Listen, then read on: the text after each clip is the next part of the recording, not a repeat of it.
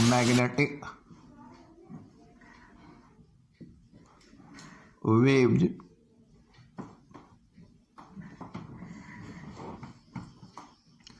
है ना। ये यूनिट का नाम भी है और ये चैप्टर का नाम भी है। तो unit and chapter electromagnetic wave है ना। तो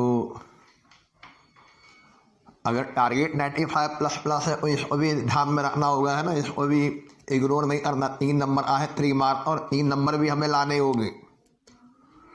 और 3 नंबर के लिए हम मेहनत स्टार्ट करेंगे। 3, 4, 5, 6 लेक्चर भी हो सकते हैं और वो तब जब इसमें बहुत सी चीज़ें हटा दी गई हैं। चलो पहला प्रश्न यही हम उठाते हैं कि what the meaning of an electromagnetic wave. ये मालूम है ये वेव है, दिस इज ए वेव। ये वेव रेडिएटेड होगी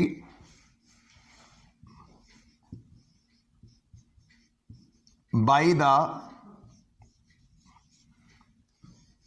एक्सीलरेटेड चार्ज। अगर आपको इंट्रोडक्शन देना हो और आपसे पूछा जाए कि यार ये है क्या, what the meaning of an electromagnetic wave, तो आप क्या जवाब देंगे कि इलेक्ट्रो मैग्नेटिक वेव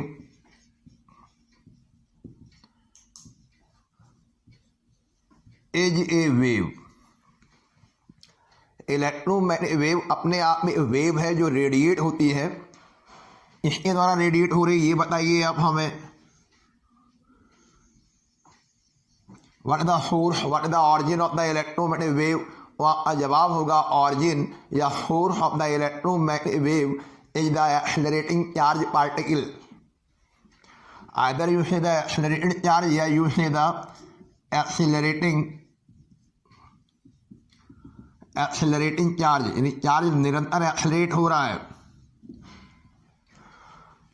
और ये वाली वेव स्पेस में प्रोपगेट करेगी। प्रोपगेटेड इन स्पेस, क्या मतलब रहा ये? स्पेस में प्रोपगेट करने का मतलब ये रहा, इसको प्रोपगेट करने के लिए किसी इंटरवेनिंग मीडियम की जरूरत नहीं है। स्पेस में प्रोपगेट कर रही है, no need of intervening medium. Medium है तो अच्छी बात, मीडियम नहीं है और भी अच्छी बात।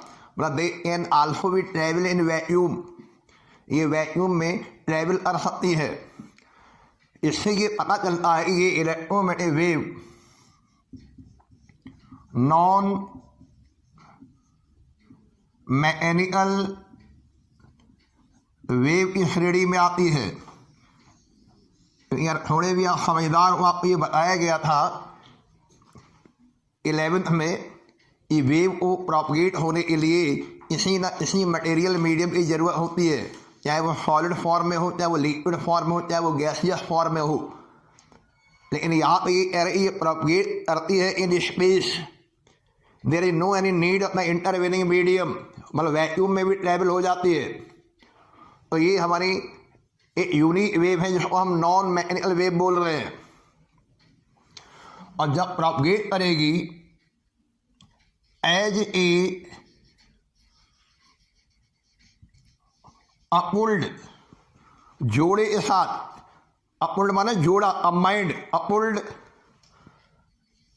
इलेक्ट्रिक एंड मैग्नेटिक फील्ड, मतलब उस वेव में इलेक्ट्रिक फील्ड भी होगा और मैग्नेटिक फील्ड भी होगा। पेयर, जोड़ा। पढ़िए जरा, how can say the electromagnetic wave, ये जो हम विशेष करके वेव एक यूनिट के रूप में इंट्रोड्यूस करा रहे हैं, क्या कहोगे आप? ये एक वेव है जो इसने पैदा की है, इसके द्वारा रेडिएट हो रही है। हाँ, एक्सलरेटेड चार्ज, आपको शुरू में कूलम्स लॉ पढ़ाया गया, याद करो आप। अगर चार्ज रेस्ट में होता है तो उसके चारों इलेक्ट्रिक फील्ड डेवलप हो जाता है। चार्ज मोशन में है, यूनिफॉर्म वेलोसिटी से मूव कर रहा है, तो इलेक्ट्रिक फील्ड भी डेवलप होगा और मैग्नेटिक फील्ड भी डेवलप होगा। अगर चार्ज एक्सेलरेटेड है तो इलेक्ट्रिक फील्ड भी वेरी करेगा, मैग्नेटिक फील्ड भी वेरी करेगा, दोनों पैदा होंगे, दोनों साइनसॉइडली वेरी करेंगे। और जो साथ ही साथ जब एक्सेलरेट होगा चार्ज, उसमें जो इलेक्ट्रिक फील्ड और मैग्नेटिक फील्ड जो बन रहे हैं साइनसॉइडली, वो एक वेव फॉर्म में रेडिएट भी होंगे। दिस आर द इलेक्ट्रो माने इलेक्ट्रिक फील्ड, मैग्नेटिक माने मैग्नेटिक फील्ड, वेव के फॉर्म में रेडिएट करेंगे स्पेस में। और अब आप पढ़िए, इंट्रोडक्शन दीजिए, सबसे बड़ा काम आपका यही हो गया।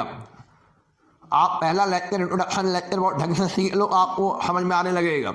और ईएम वेव अपने आप में वेव होती है विच इज रेडिएटेड, या यू में से विच इज एमिटेड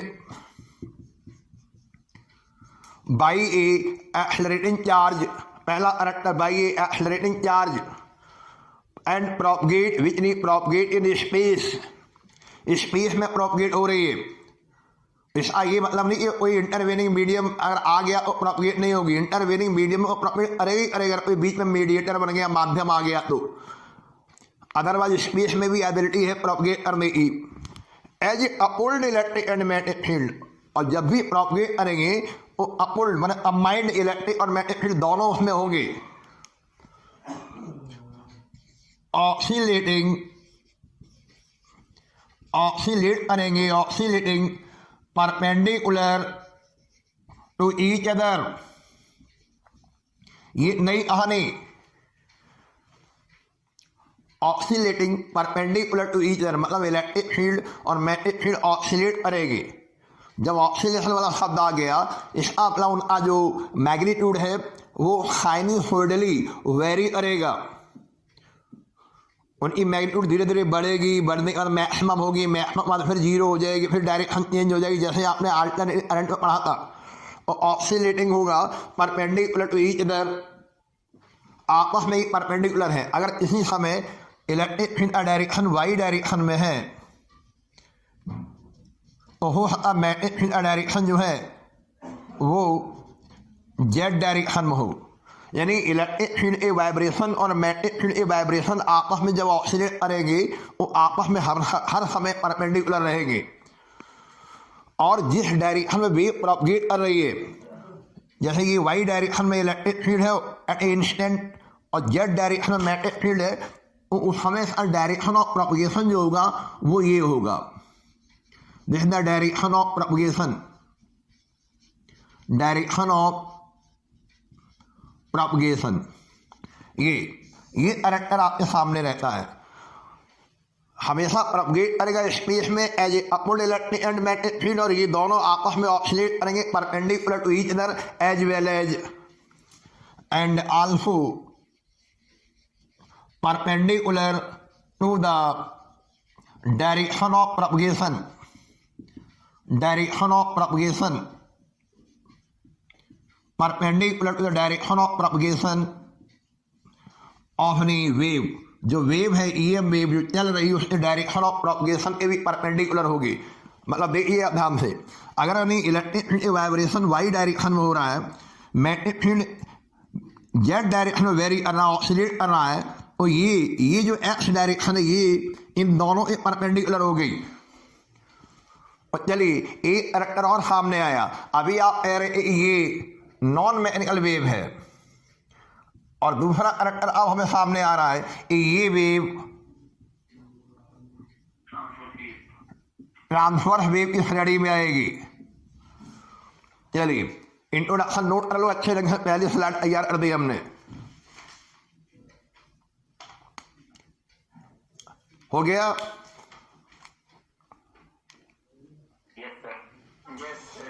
तो कुल मिला जब ये इंट्रोडक्शन हमारे सामने आया तो हम इसको नए तरीके से ही बोल सकते हैं कि इलेक्ट्रोमैग्नेटिक वेव वास्तव में कंसिस्ट होती है of the two sinusoidally electric field and magnetic field. Sinusoidally क्यों बोला गया? तो ये ऑक्सीलेट कर रहे हैं, और जब कोई चीज ऑक्सीलेट करेगी तो उसमें वेरिएशन होगा। आपने सिंपल हार्मोनिक मोशन पढ़ा 11th में, तब भी हमने आता है सिंपल हार्मोनिक मोशन या वेव अच्छी तरह से पढ़ना 11th में, ताकि 12th में हमें EM वेव समझ में आ जाए। तो ये जो पूरी कहानी हमने बयां कर दी, ये this the introduction of the EM wave. अब इसी इंट्रोडक्शन से तमाम प्रश्न बन जाएंगे। आइए, पहला EM वेव, ट्रांसवर्स वेव और longitudinal wave. EM wave is the mechanical wave or non-mechanical wave? Non-mechanical wave. Non-mechanical wave. When any EM wave propagate, then we need a material medium or not? जब EM wave propagate करती है, क्या कोई वास्तव में intervening medium की जरूरत है या नहीं है, नेसेसरली है या नॉट नेसेसरली है, है ना? ये सारी चीजें इसमें प्रश्न बनेगी। EM वेव में जो इलेक्ट्रिक फील्ड और मैग्नेटिक फील्ड जो रेडिएट होते हैं, क्या वो कांस्टेंट फॉर्म में होते हैं या साइनसोइडली फॉर्म में वेरी करेंगे? हाँ, और चलिए फिर देखिए नई तरह से नई कहानी परोसी जाए। एक बच्चे ने दूसरी तरह से लिखा पेपर में, इलेक्ट्रोमैग्नेटिक वेव कंसिस्ट ऑफ, एक इलेक्ट्रोमैग्नेटिक वेव जो होती है कंसिस्ट ऑफ साइनो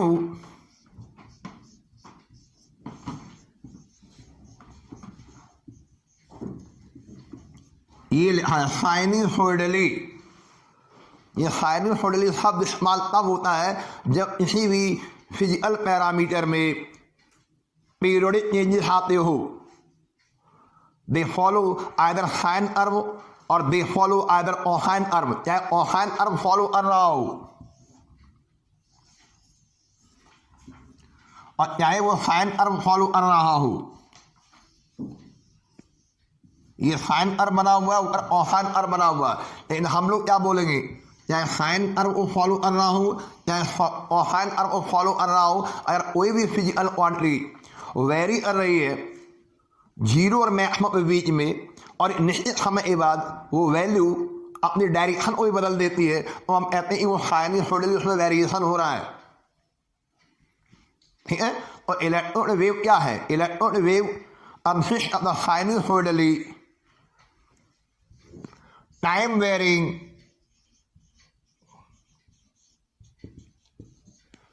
वेरिंग माने ये टाइम के हिसाब से वैल्यू चेंज हो रही with respect to time as well as space. Sinusoidally time varying electric and magnetic field, हमारे electric and magnetic field note कर लो। This the another method. EM wave वास्तव में कंसिस्ट होती है इलेक्ट्रिक फील्ड और मैग्नेटिक फील्ड, वो electric field और magnetic field sinusoidally time varying होते हैं। साइनसोइडली वेरिंग है लेकिन विद रिस्पेक्ट टू टाइम, वो हमने लगा टाइम वेरिंग। चेंजेस जो आएंगे zero maximum, maximum zero, maximum zero, zero maximum, direction भी रिवर्स हो रही है, वो ये time varying with respect to time हो रहा है। इसमें इलेक्ट्रिक फील्ड भी और मैग्नेटिक फील्ड दोनों हैं, इसलिए अरे इलेक्ट्रिक फील्ड और मैग्नेटिक फील्ड ऑक्सीलेट कर रहे हैं। यहाँ और क्लियर हो गया इलेक्ट्रिक फील्ड और मैग्नेटिक फील्ड कैसे ऑक्सीलेट कर रहे हैं। तो time varying electric and magnetic field है, और ये इलेक्ट्रिक और मैग्नेटिक फील्ड आपस में कैसे होने चाहिए जब टाइम वेरी करेंगे तो ये दोनों फील्ड एक्टिंग लग रहे होंगे परपेंडिकुलर टू ईच अदर। जब भी वेरिएशन होगा, जब भी कोई वेरिएशन होगा तो ये ध्यान रखना ये हमेशा हमेशा आपस में इनका वेरिएशन परपेंडिकुलर होना चाहिए। And also perpendicular to the direction of propagation. तो आपको हर तरह से चीज़ों को समझना होगा, एक बार दिमाग में सेट करना होगा। EM वेव के बारे में तस्वीर बनानी होगी, विजुअल तस्वीर, ग्राफिकल रिप्रेजेंटेशन। और ये इंट्रोडक्शन दे दिया। अब हम आपको इसको ग्राफ के जरिए, एक पिक्टोरियल डायग्राम के जरिए बना के दिखाते हैं।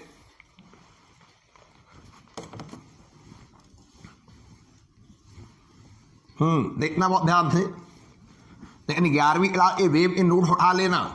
11th का वेव का जब ABCD पता नहीं हो तो मुश्किल हो जाएगी फिर। हाँ, अब हम इस आए इन्हीं ग्राफिकल रिप्रेजेंटेशन बनाने जा रहे हैं। ग्राफिकल रिप्रेजेंटेशन, ग्राफिकल रिप्रेजेंटेशन बहुत ध्यान से देखना। जैसा कि अभी हमने ये इलेक्ट्रिक फील्ड और मैग्नेटिक फील्ड से बना होता है, upward electric field magnetic field में साइनसॉइडली टाइम वेरी करेंगे, वही हम बना के दिखा रहे हैं आपको। एक बार रफ पे प्रयास करना, फिर एक बार रफ पे प्रयास करना, अब 2 बार रफ पे प्रयास करना, तब जाके फेयर पे A4 साइज पेपर में बनाना। देखना बहुत ध्यान से।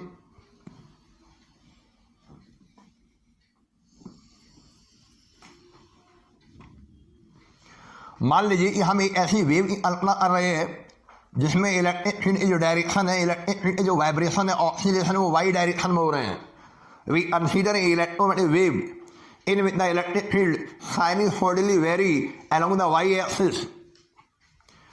और यहाँ पे जेड हम बना नहीं सकते, फिर भी आपको समझाने के लिए बना दिया हमने। ये तो लंबा ले जाइए, ये जेड डायरेक्शन मान लीजिए, ठीक है। हम यहाँ पे पहले एनवलप बनाएंगे, पहले हम वेरिएशन दिखाएंगे, साइनसॉइडल वेरिएशन पहले हम दिखाने जा रहे हैं, इलेक्ट्रिक फील्ड वेरिएशन। देखना जरा ध्यान से।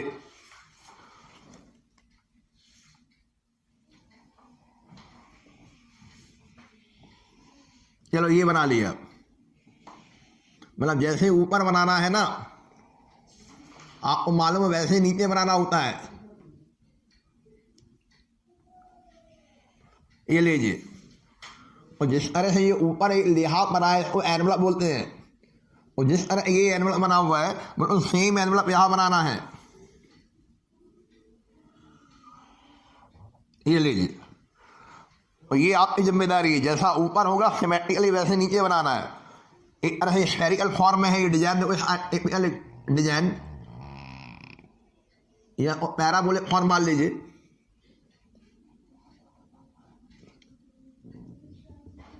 ये लीजिए, बना लिया। एक ही साइकिल बनाओ, जरूरी नहीं 2 साइकिल बनाओ, पहले एक में तैयारी करो फिर दूसरे में हो जाएगी।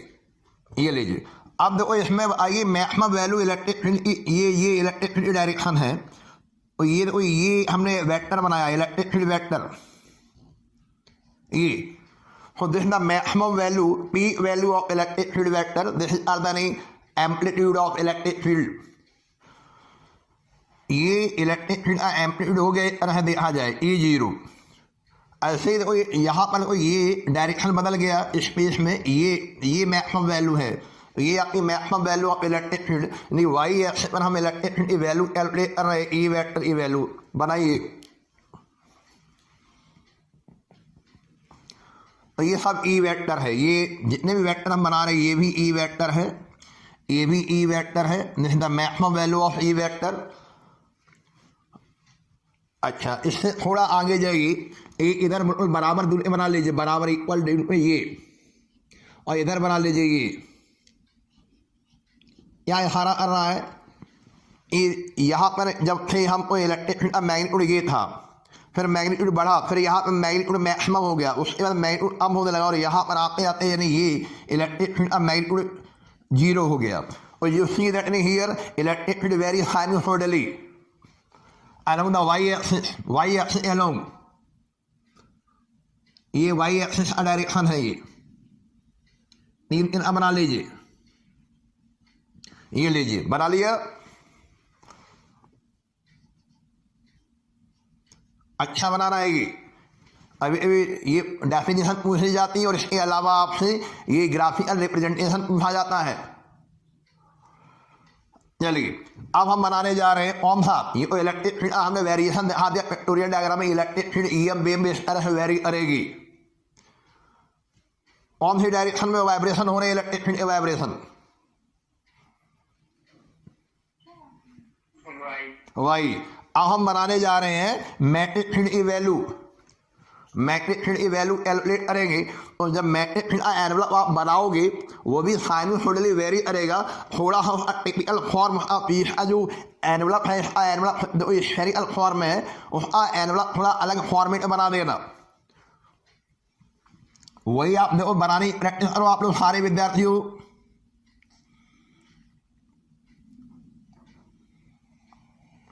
ये देखो इधर ये पोर्शन हमने लंबा लिया और इधर हमने इसको यहाँ से एंगल यानी इधर यहाँ घुमाया हमने, ये पी वैल्यू ली हमने। ये वाला एनवल, इस डिजाइन का एनवल बनाना है आपको। अब जैसे ही एनवल आपने ये बनाया है, ये वाला एनवल बनाया है, वैसे ही एनवल ऊपर ले जाएगी।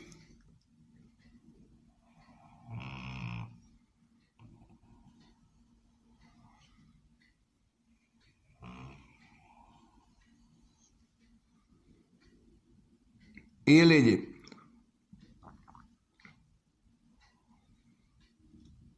ऐसा पहले एनवलप तैयार कीजिए। इलेक्ट्रिक फील्ड एनवलप देखो कैसे बनाया गया और ये मैग्नेटिक फील्ड हमने एनवलप तैयार किया गया। ये जो इलेक्ट्रिक फील्ड ये मैक्सिमम वैल्यू दे रहा है उस समय यहाँ पे यानी मैग्नेटिक फील्ड भी मैक्सिमम वैल्यू देगा। ये मैक्सिमम वैल्यू मैग्नेटिक फील्ड की ज़्यादा निकलेगी। ये बी वेक्टर है, पी वैल्यू है।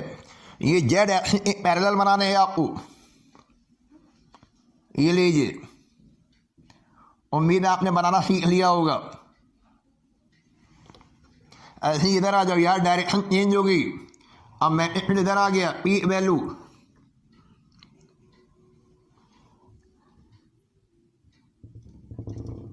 पी वैल्यू ये हो गई, इसके पैरेलल ये बना दीजिए। ये लीजिए, ये हो गया बी वेक्टर, ये हो गया बी वेक्टर। अब ये प्रोसेस आगे आप बनाते चले जाना। ये एक साइकिल और बना लेना। तो ये यानी ईएम वेव का ग्राफिकल रिप्रेजेंटेशन में आ रहे हैं हम। अगर यानी वाई डायरेक्शन में इलेक्ट्रिक फील्ड के वाइब्रेशन हो रहे हैं और जेड डायरेक्शन में मैग्नेटिक फील्ड के वाइब्रेशन हो रहे हैं, ऑसिलेशन हो रहे हैं, both are mutually perpendicular at every instant and now the whole यानी अपवर्ड फॉर्मेट में ये इसमें इलेक्ट्रिक फील्ड में इलेक्ट्रिक फील्ड एनर्जी होगी। इस वाले एनवलप में मैग्नेटिक एनर्जी इंक्लूड होगी। ये एनर्जी आगे ट्रांसफर हो रही है। वेव का मतलब wave is the form of energy. और ये ईएम वेव जब चलती है वो एनर्जी चल रही है।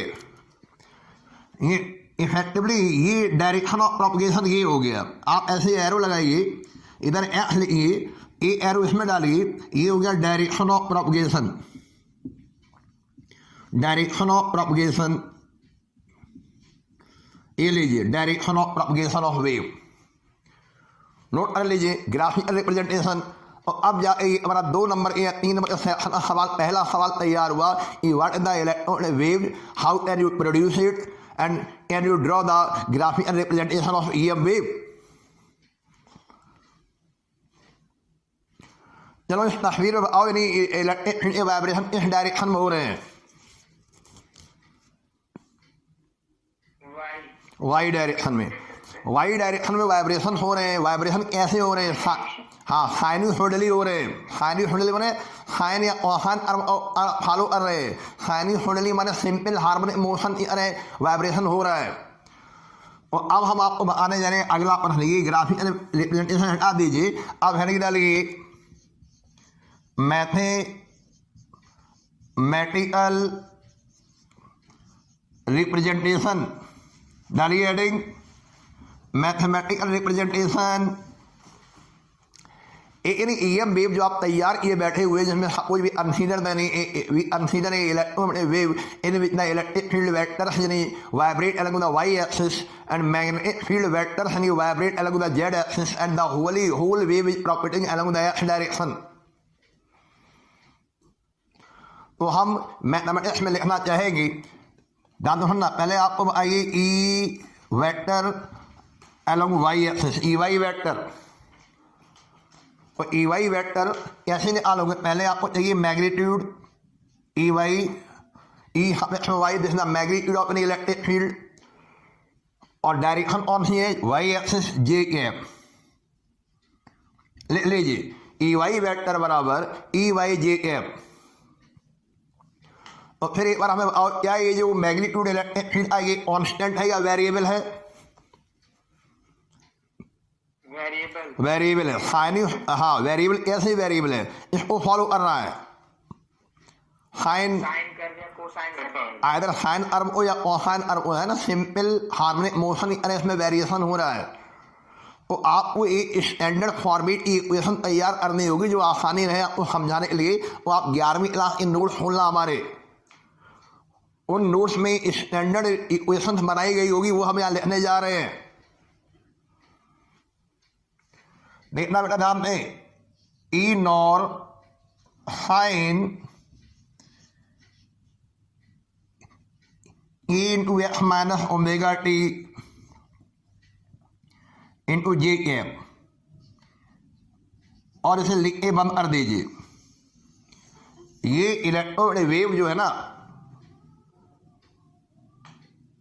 ये इलेक्ट्रोमैग्नेटिक वेव जो हम आपको बता रहे हैं, ईएम वेव, उस ईएम वेव में इलेक्ट्रिक फील्ड वेक्टर की इक्वेशन तैयार हो गई। अब आपके मन में ये आ रहा होगा क्योंकि आपको यानी एक साल पहले पढ़ के छोड़ा है गलियां, 11th के नोट को रद्दी में रख दिया होगा। तो तुम्हारा आप पढ़ाई पेपर देने के लिए पढ़ते हो ना, ये हमें स्कूलों में पेपर देना है, एग्जाम देना, हो गया काम खत्म, हम भूल भाल गए होंगे। यहाँ पे ये क्या होता है, ये होता है वेव प्रोपगेशन कांस्टेंट, इसकी वैल्यू होती है 2 पाई अपॉन लैम्डा, वेव की वेवलेंथ है। और ओमेगा, ओमेगा आपको याद है एंगुलर फ्रीक्वेंसी, 2 पाई न्यू बोलते हो या 2 पाई अपॉन टी बोलते हो। This is the angular frequency, angular frequency ए। और अभी जो आप जिस यानी इलेक्ट्रोनिक वेव की बात कर रहे हो उसमें यानी इलेक्ट्रिक फील्ड वेक्टर जो है वो कौन से डायरेक्शन में हो रहे हैं, वाई डायरेक्शन में। और जब वो वाई डायरेक्शन में हो रहे हैं तो जरा आओ उसके एक्स कंपोनेंट और जेड कंपोनेंट क्या रहे होंगे उस समय।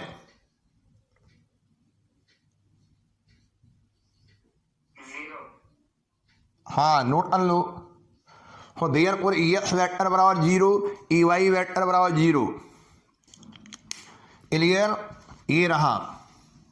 अब जरा हमें ये बताइए, एक चीज इसमें और रह गई, व्हाट द मीनिंग ऑफ ई में 0, ये क्या था ई 0?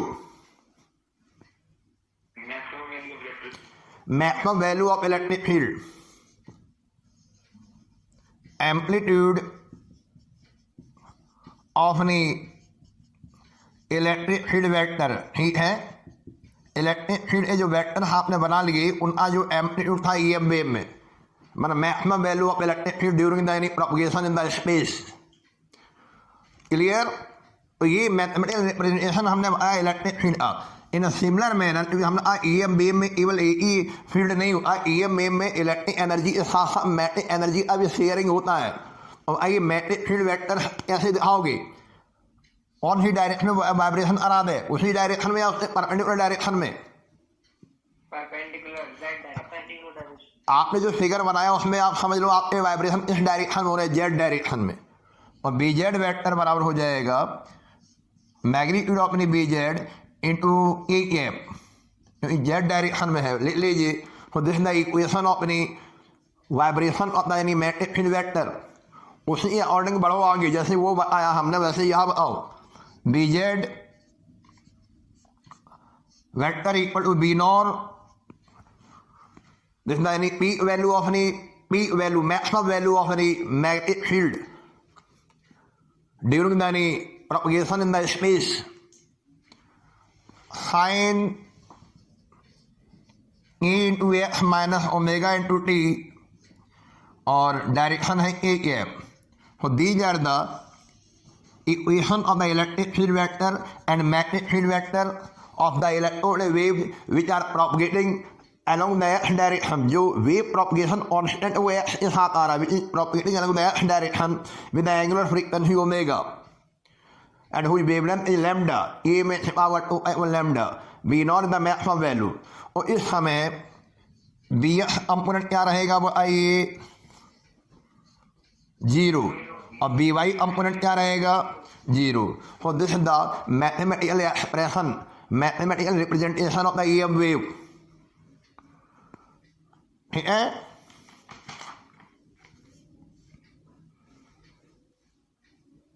बोलिए।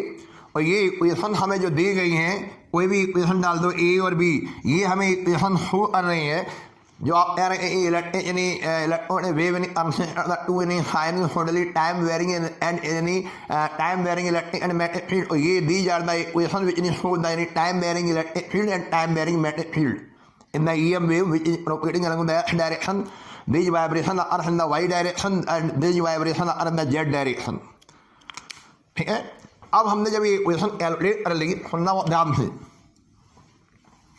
एक बड़ा अद्भुत नहीं रिजल्ट निकल के सामने आया, और वो अद्भुत रिजल्ट ये था कि अगर हम इनको ये जो वेक्टर फॉर्म में वेव बनाई हुई है, वेव इक्वेशन तैयार की हैं, अगर इन्हीं इलेक्ट्रिक फील्ड और मैग्नेटिक फील्ड के मैग्नीट्यूड निकाले जाए, उनका रेशियो निकाला जाए। अब हम क्या निकालने जा रहे हैं, आइए, रेशियो ऑफ मैग्नीट्यूड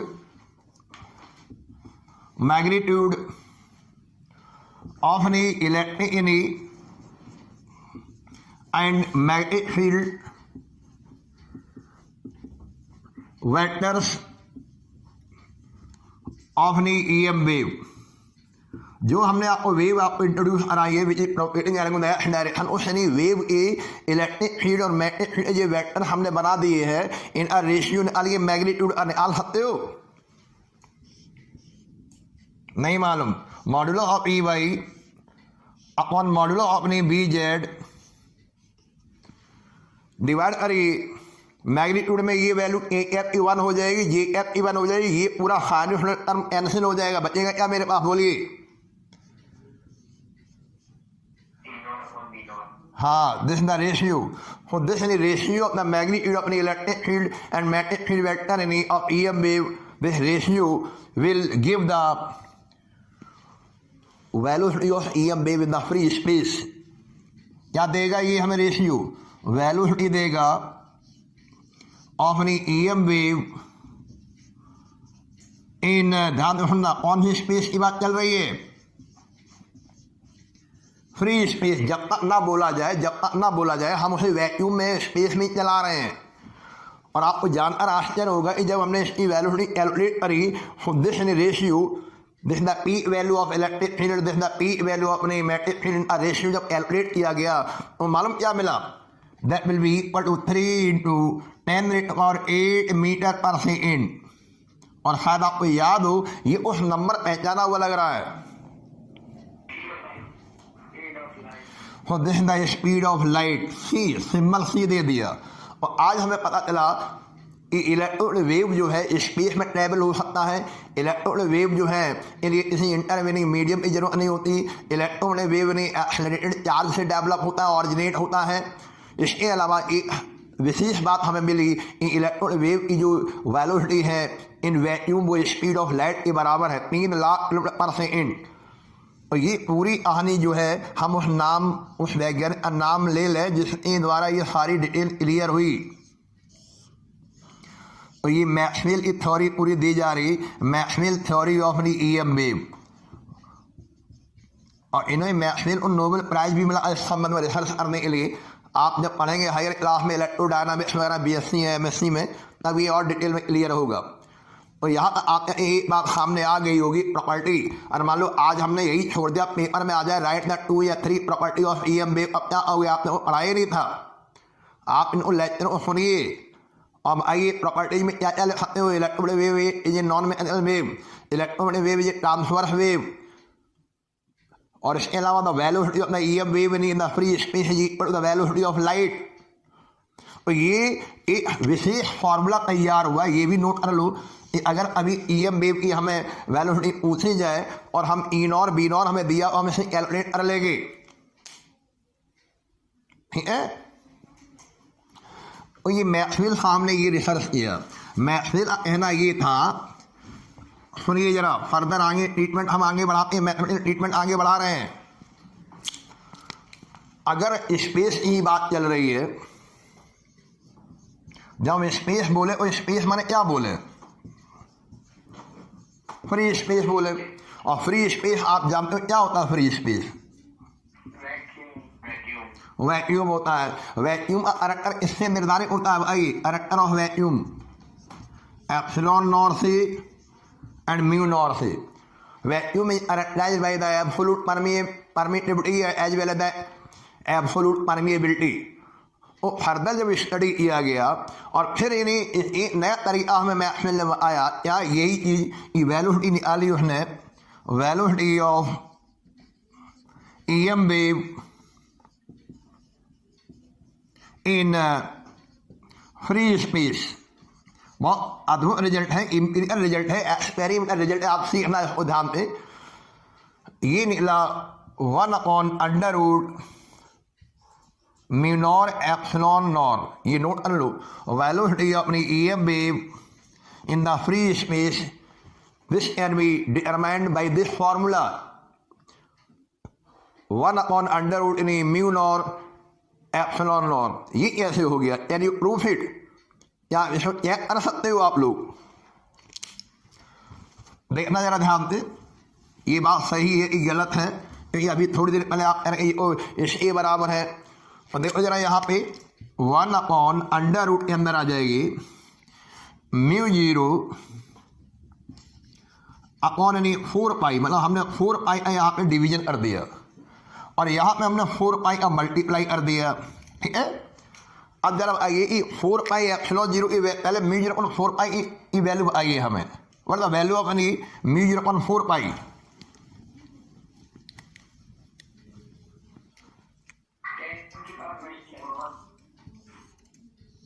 -7। अच्छा, 4π एप्सिलॉन 0 की वैल्यू बताइए। 1/9 × 10⁹ वेरी गुड। 1/9 × 10⁹ शाबाश, जो भी बोल रहे हैं अच्छा बोल रहे हैं, बहुत अच्छा कर रहे हैं, वेल डन। पता लगे हमने 4π एप्सिलॉन 0 की वैल्यू बच्चा जो समझ आए यहाँ 4π एप्सिलॉन 0 की वैल्यू 9, ये है 1/9 × 10⁹। अंडर के अंदर सब चल रहा है, अंडर रूट, बोलिए इसको ऊपर ही ले जाओ ना, अंडर रूट के ऊपर ले जाओ, ऊपर ले जाओ न्यूमरेटर में, अंडर रूट के अंदर ले जाना। लेकिन बोलिए क्या हो जाएगा?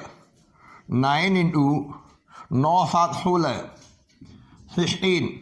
इसे जरा कैलकुलेट करो आप, क्या वही आ रहा है जो हमने पहले बताया था? हाँ, तो इसीलिए मैक्सवेल के द्वारा दिया जाने वाला ये स्टेटमेंट भी सही है, गिवन बाय मैक्सवेल।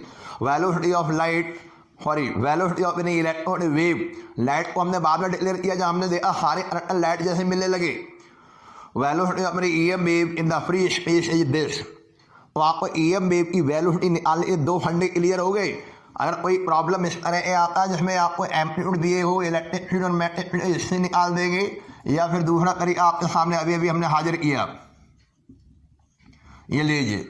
हाँ, लेकिन अगर यदि वही इलेक्ट्रॉन वेव किसी इंटरवेनिंग मीडियम में जा रही हो, इतना नहीं, electromagnetic wave produce by any accelerating charge radiates in any intervening medium, किसी भी मीडियम में जा रही हो, और जब मीडियम में जाएगी तो हम, क्योंकि इलेक्ट्रिक फील्ड की बात चल रही है और मैग्नेटिक फील्ड, जब EM वेव जब प्रोपगेट करेगी 2 फील्ड जाएगा, तो वो मीडियम जो है इलेक्ट्रिक फील्ड के साथ कैसा व्यवहार करेगा, या वो मीडियम मैग्नेटिक फील्ड के साथ कैसा व्यवहार करेगा, इसके लिए हमें उस मीडियम में क्या पता होना चाहिए, उसकी एब्सोल्यूट परमिटिविटी पता होनी चाहिए और उसकी एब्सोल्यूट परमिएबिलिटी पता होनी चाहिए। और अगर यही प्रश्न फिर पूछ लिया जाए कि वेलोसिटी आप बताइए of the EM wave in a medium, हमने यहाँ मीडियम लिख दिया, जनरल मीडियम, इंटरवेनिंग मीडियम, जो बीच वाला माध्यम है, तो हम C नहीं लिखेंगे, फिर सिंबल हमने बना दिया V। अभी तक हम ये कह रहे थे वैक्यूम में ये 1/√, यानी μ0 एप्सिलॉन 0 होता है। जब मीडियम की बात करेंगे तो इसमें क्या ड्रॉप कर दें हम लोग? 0 0। Now mu is the absolute permeability of the medium, permeability, और epsilon is the absolute permittivity of that medium. ये और इनमें आपस में क्या रिलेशन होता है आप जानते हो ना। μ = μ0 μ1 रिलेटिव परमिटिविटी, एप्सिलॉन बराबर एप्सिलॉन 0 एप्सिलॉन आर, ये ले लीजिए, ठीक है।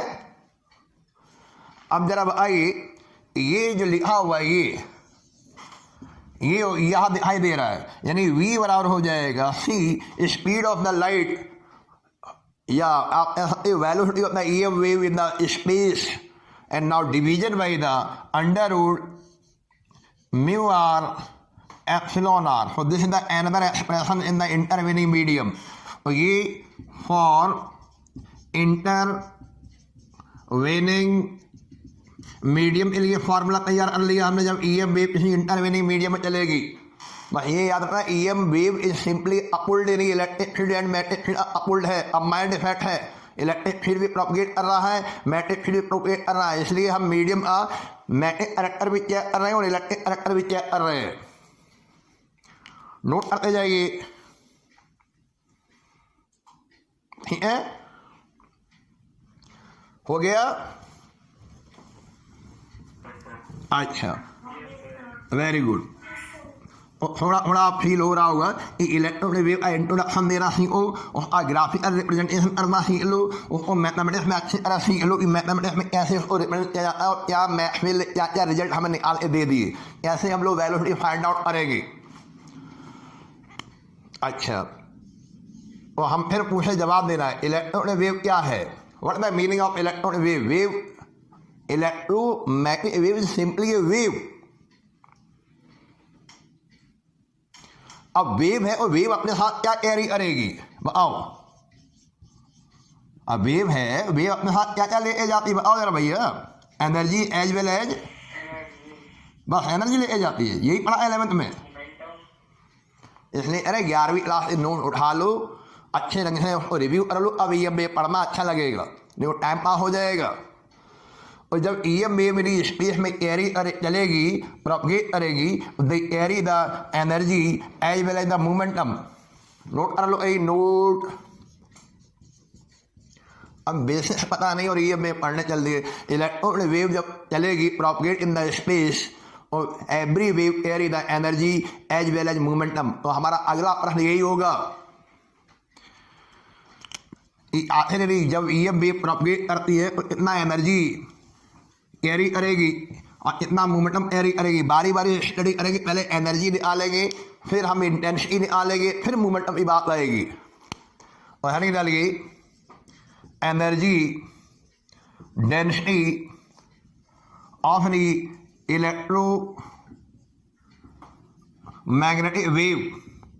जितना पढ़ा रहे हो वो अच्छे ढंग से तैयार करना है। अगर आपको 95+ की दौड़ में रहना है, 3 नंबर छोड़ने नहीं है, बहुत अच्छे से 3 नंबर पढ़ने गिरफ्त करने हैं।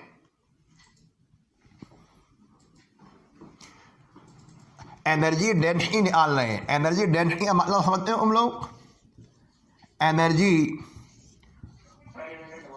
Per unit volume. Very good, note कर लो शॉर्ट में, एनर्जी डेंसिटी यू में डी, सिंपली यू कर सकते हो। हमने पहले यूडी सिंबल लिया, अब यू मान लो, यू स्मॉल यू, छोटा वाला यू लिखना, स्मॉल यू।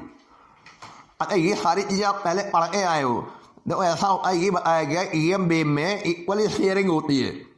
मतलब जब वेव प्रोपगेट करती है स्पेस का हमें यूनिट वॉल्यूम देखना, उस यूनिट वॉल्यूम में कितना यानी इलेक्ट्रिक फील्ड एनर्जी है और कितना मैग्नेटिक फील्ड एनर्जी है। एक बार इलेक्ट्रिक यानी फील्ड डेंसिटी चेक करेंगे, एक बार मैग्नेटिक फील्ड डेंसिटी चेक करेंगे। तो पहले आप हमें बताओ energy density of the electric field, तुमने अभी पढ़ा था कैपेसिटर वाले चैप्टर में। एनर्जी डेंसिटी अपनी इलेक्ट्रिक फील्ड यू हाफ में कर दो, E for electric field half नहीं एप्सिलॉन 0 ई स्क्वायर।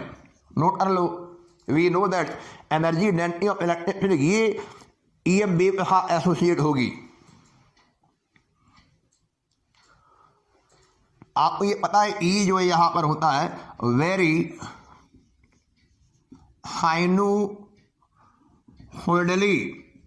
साइनूसॉइडली बोलना सीखो, साइनूसॉइडली। जब ये इलेक्ट्रिक फील्ड साइनूसॉइडली वेरी करता है EM वेव में, तो हम आओ जब बोलते हैं, सुनते हैं, पढ़ते हैं, लिखते हैं, वो कौन सी वैल्यू रही होगी।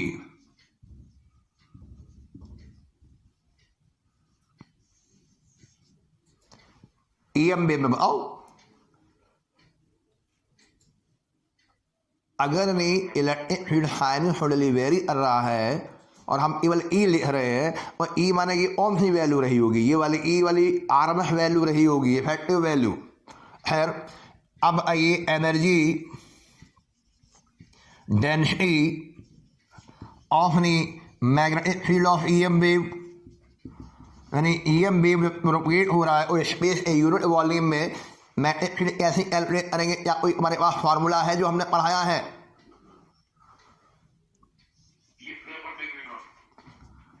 B square upon twice mu naught, देखना EM वेव में इंडक्टर में, ये तो दोनों फार्मूले में पता है। और चलिए अब आइए what the energy density of EM wave, बोलिए। कोई प्रश्न पूछ लिया जाए कि भैया EM वेव की एनर्जी डेंसिटी आइए U बराबर UE प्लस नहीं UB, E for electric field और B फॉर मैग्नेटिक फील्ड। हाँ चलिए आइए U बराबर स्मॉल u बराबर हाफ नहीं एप्सिलॉन 0 E स्क्वायर प्लस नहीं हाफ नहीं एप्सिलॉन हाफ नहीं B square upon mu non. इसे लिख के अच्छे तरीके से बंद कर दीजिए, बहुत अच्छे तरीके से ब्लॉक में बंद कर दीजिए।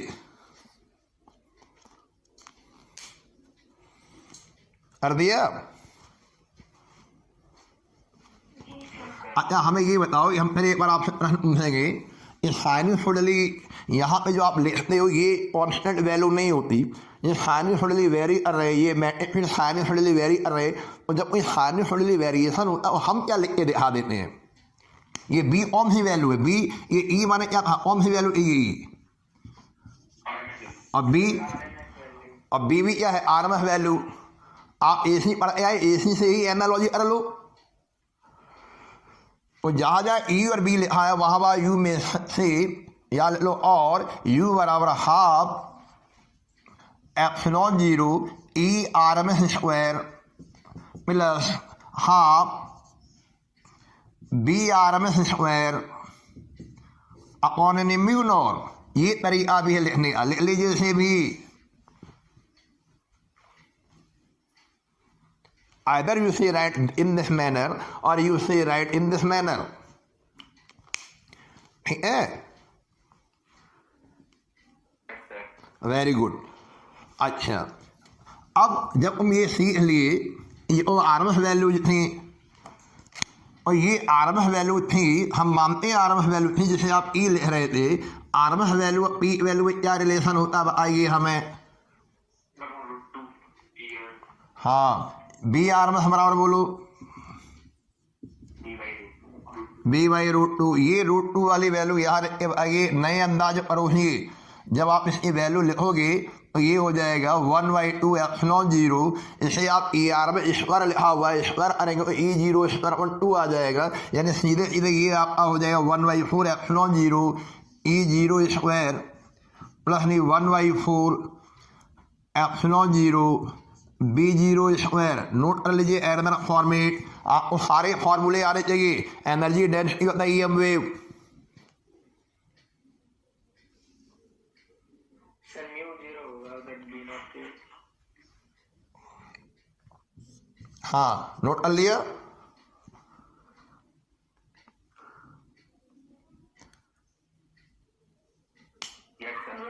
हाँ तो चलिए अब फिर हमें एक बार आना। देखो ये जो वैल्यूज होती हैं, चलो इसी को ले ले हम। जैसे हम आप आज की डेट में चलो ये और एनर्जी डेंसिटी EM वेव में energy density of electric field बताइए in term of the peak value of electric field, peak value के फॉर्म में। तो ये आपका UE हो जाएगी 1/4 एप्सिलॉन 0 और बोलो E0 स्क्वायर बोलो। और हम ये पीक वैल्यू के फॉर्म में मैग्नेटिक फील्ड की जो डेंसिटी वो आएगी UB, वो आप आएगी 1/4 B0 स्क्वायर, ये म्यू ये वाली हो जाएगी, है ना? बोलो सहमत हो? अभी थोड़ी देर पहले आप ये बता रहे थे, आप जरा देखना सुनो कहाँ आप पहुँचाए। हम आपको ये दिखाना चाह रहे हैं, हम ये बताना चाह रहे हैं कि EM वेव में जो energy density of electric field है उतनी energy density of magnetic field होगी। आपको ये दिखाना चाह रहे हैं इक्वली शेयर होती है। जितना एनर्जी यूनिट वॉल्यूम में इलेक्ट्रिक फील्ड होगी उतनी एनर्जी जो है यूनिट वॉल्यूम में मैग्नेटिक फील्ड भी शेयर करेगा, इक्वल होगा, इक्वल अमाउंट में डिस्ट्रीब्यूशन होता है, एनर्जी डिस्ट्रीब्यूशन। अभी थोड़ी देर पहले आप पढ़ रहे थे सी बराबर E0 और B0, आपने अभी पढ़ा थोड़ी देर पहले, मैक्सवेल आया, रेशियो निकाला हमने, और फिर E0 बराबर क्या हो जाएगा? अब आओ हमें E0 बराबर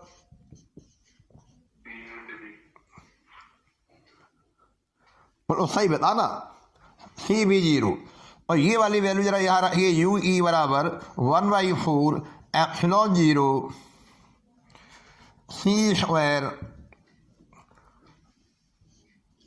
B0 स्क्वायर। बोलिए सही है, देखना कहीं गलत ना हो जाए। अच्छा वेरी गुड। अभी ये आ रहे हैं, सी का मतलब होता है 1/√नी μ0 इंटू एप्सिलॉन नॉट, ये भी आपको बताया गया, दोनों सी के फार्मूले उठा लिए गए। यहाँ पे ये वैल्यू रखो जरा, 1/4 epsilon naught into 1/μ0 epsilon 0 B0 square, है ना, इस तरह से भी लिख सकते हैं हम लोग। UE बराबर, चलिए आइए, B0 square 1/4 B0 square upon μ0, ये आया। बोलिए, तो इतने पोर्शन में, ये पोर्शन में क्या प्रूफ कर दिया आपने? ये राइट हैंड साइड में क्या लिखा हुआ है? UE बराबर UB।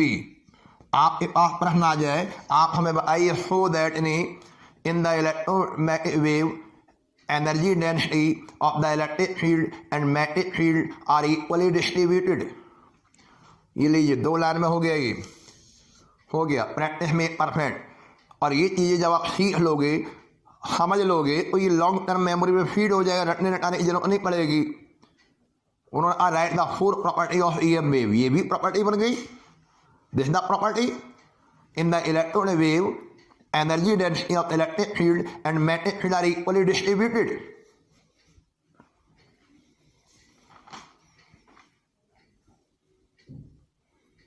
ठीक है, जब हमें ये बात पता चली गई कि ये इक्वली डिस्ट्रीब्यूटेड है, बोलो सहमत हो, इक्वली डिस्ट्रीब्यूटेड है, तो फिर यानी ये जितना वैल्यू निकाल के देगा, ये वाला जो वैल्यू देगा 1/4 एप्सिलॉन 0 E स्क्वायर, वो नहीं वैल्यू ये निकाल के दे देगा। यानी ये दोनों यानी एक्सप्रेशन इक्वल है। अब जब ये दोनों एक्सप्रेशन इक्वल हैं, और हम आगे की कहानी को थोड़ा और बढ़ाते हैं, और हम इसको भी हम 1/4 एप्सिलॉन 0 E स्क्वायर ले रहे हैं, कोई परेशानी को नहीं है। और ये हो गया स्मॉल u बराबर, और ये u equal to 1/4 epsilon 0 E square E0 square 1/4 epsilon 0 E0 square, मतलब दोनों इक्वल कर दिया। अगर दोनों इक्वल कर दिया, अब आइए क्या लिख सकते हैं? Total energy density of the EM wave, बंद कर दो डब्बे में। एक बच्चा बोला नहीं आपने क्या किया, आपने उन्हें B0 उड़ा दिया, और यू में आल्फो से आप इसको इस तरह से भी लिख सकते हैं 1/2 बोली B0 स्क्वायर अपॉन μ0, ये, और टोटल एनर्जी डेंसिटी ये भी हो जाएगी, टोटल एनर्जी डेंसिटी ये भी हो जाएगी। ठीक है, बोलिए।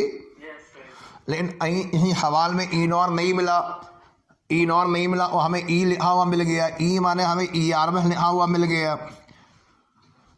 ERMS की वैल्यू E0 अपॉन 2 होती है √2, ये मालूम है। और अगर कहीं E0 नहीं दिया, तो इस फार्मूले को U को कन्वर्ट करो 1/2 एप्सिलॉन 0, जरा E0 को कैसे कन्वर्ट करोगे? E में या ERMS में? √2, हाँ √2 पहले लो, √2 ERMS होल स्क्वायर। चलिए फाइनल आंसर बताइए। अगर टोटल एनर्जी डेंसिटी में निकालनी हो इन term of the electric field term में, कैसे लिखेंगे? हो तो बताइए। एप्सिलॉन 0 रह गया और into ERMS square, epsilon 0 E square, 2 symbol है, ये लीजिए बंद कर दिया डब्बे में।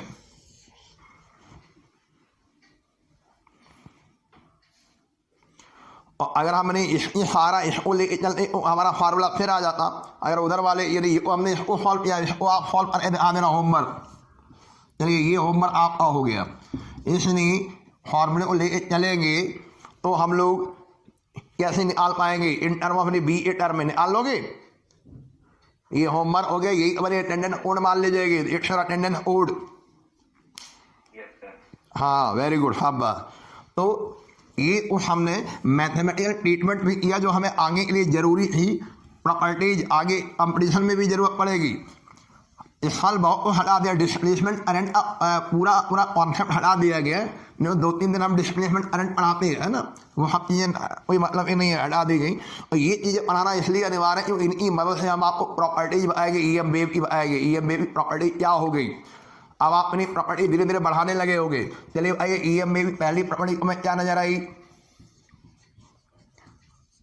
EM वेव क्या है, ट्रांसवर्स वेव है, वेरी गुड। दूसरी property of velocity of EM wave in the free space. Velocity of EM wave की velocity of in the free space C/1/√μ0 epsilon 0 = 3×10⁸ meter per second speed of light के बराबर हो गई। तीसरा और ratio the peak value of the electric field and peak value of the magnetic field also will give the velocity of the EM wave in the free space. So this is the property number 1, this is the property number 2, this is the property number 3। और अभी तक कहानी में ये twist आया कि energy of the EM wave, energy density of the EM wave will be equally shared. Energy density of an electromagnetic waves, energy जो density था is equally shared. Sharing equally shared होता है in the form of electric field energy and magnetic field energy. तो ये चीजें हम रट लें या समझ लें? नहीं बता दो ये आप लोग ये सब सिलेबस में हटा दिया गया, सीधे सीधे रटो बहुत मुश्किल रटने वाली चीज़ें को भूल जाऊंगा ना। तो अब हम बात कर रहे एनर्जी। हम मोमेंटम की ओर पहुंचेंगे, लेकिन मोमेंटम से पहले एक प्रश्न और आता है कि EM वेव की इंटेंसिटी से क्या मतलब होता है। इंटेंसिटी ऑफ EM वेव बताइए, सोच और दिमाग पर जोर डालिए।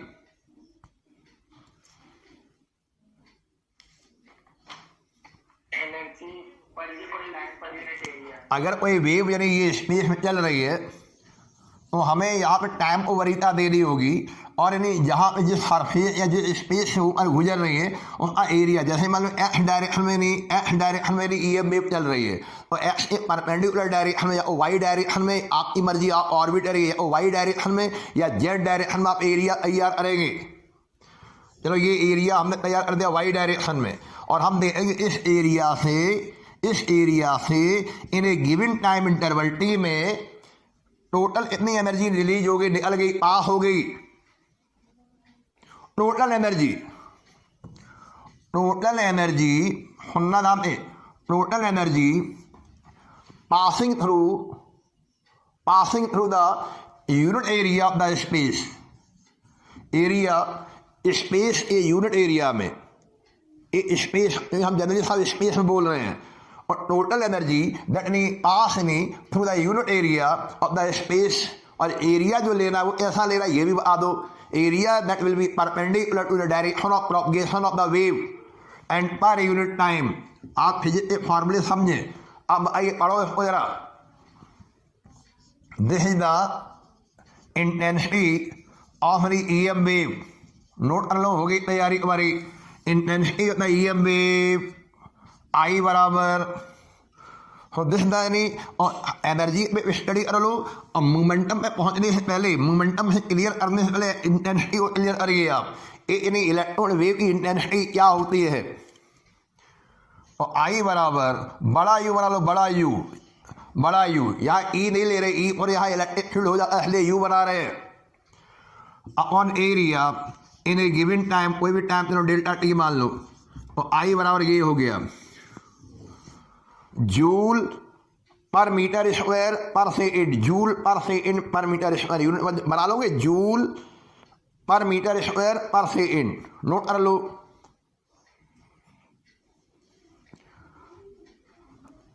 Unit joule per meter square per second, joule per second हम लोग क्या बोलते थे, वाट, वाट पर मीटर स्क्वायर, नोट कर लो। और this the definition of knee intensity of EM wave. अब हम इसमें थोड़ा सा मैथमेटिकल कॉन्सेप्ट लेके ईएम वेव को कैलकुलेट करके दिखा देंगे। तो जब तक ईएम वेव की इंटेंसिटी कैलकुलेट नहीं होगी, इंटेंसिटी कैलकुलेट करना बहुत जरूरी है। और फिर उससे हम मोमेंटम क्लियर कर देगा। और मोमेंटम कैसे, every EM wave carry the energy as well as the momentum. प्रश्न आएगा बोर्ड में, देखना 2 साल से आ रहा है प्रश्न पेपर में। सो दैट एक्सप्लेन करिए, कोई भी ईएम वेव जो है कैरी करती है energy as well as momentum. कैसे प्रूव करोगे मोमेंटम, कैसे पहुँचोगे, जब आप इंटेंसिटी मास्टर बन जाओगे, क्लास में पढ़ाई दिया होगा, है ना, क्लास फोबिया पाले हुए तुम लोग।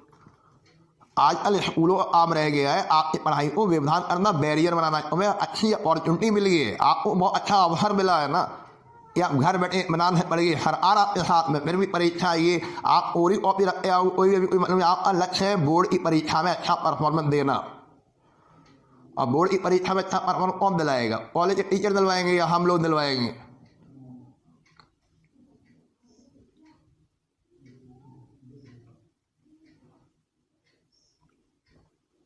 अरे बताया नहीं सर, आप दिलवाएं, आप लोग। नहीं हाँ जी हम नहीं हमें नहीं लगा हमारे हम रह पाओगे, ऐसे ही करते रहे, ऐसे ही बदतमीजी करते रहे, हमें मूड अड़ जाए, बंद कर दें पढ़ाई लिखाई। अभी हम क्या सोचते, कुछ भी नहीं हुआ हमारा, अभी शुरू भी नहीं हुआ, एक सिंगल प्रश्न का डिस्कशन नहीं हुआ, मालूम मैं आपको। केवल आपको हम बेसिक डेप्थ ले जा रहे हैं, या मीन प्रश्नों और डिस्कशन करेंगे हम लोग 3 साढ़े 3 महीने। और उसमें आनंद आता एक चीज हमारे सामने रख दी, बोर्ड में ये प्रश्न है, कैसे डिस्कस करना है, कैसे इसको एक्सप्लेन करना है। वहाँ तक पहुँच ही नहीं पा रहे ना, हम क्या सोच रहे सिलेबस खत्म हो गया, जय श्री राम बस फ्री, ये बहुत अच्छी बात रही, पैसे भी नहीं देने पड़े बिल्कुल भी।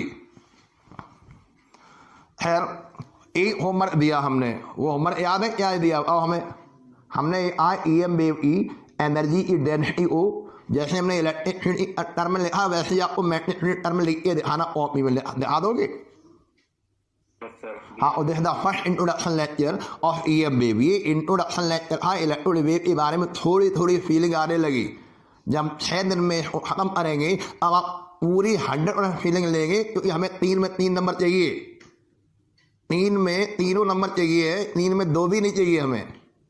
कई बच्चे ईएम वेव को स्किप कर जाते हैं, वही तो उनका फाड़ना शुरू होता है, अरे 3 नंबर आज छोड़ो, आओ सारा लेंगे हो जाएगा। हमारे कॉलेज टीचर ने अच्छा पढ़ाया होगा, हम भी जानते होंगे क्या पढ़ा दिया होगा उन्होंने, किताब ले लेना हो जाएगा, ऐसा उसने आपको सारी चीज़ें समझनी पड़ेगी 3 नंबर के लिए। ठीक है, थैंक यू बेटा। Thank you.